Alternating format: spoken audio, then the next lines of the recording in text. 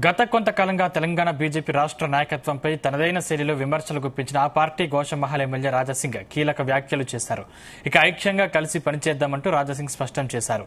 పార్టీలో ఐక్యత, పార్టీ అధికారంలో రావడమే లక్ష్యంగా పనిచేస్తున్నట్లు తెలిపారు.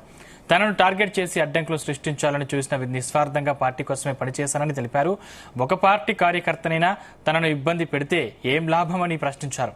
విభజించడానికి కాదు, ఐక్యత కోసం ఇక్కడ ఉన్న వ్యక్తిగత విభేదాలను విడిచిపెట్టి ఐక్యంగా పనిచేద్దాం అని రాజాసింగ్ తన ప్రకటనలో పేర్కొన్నారు.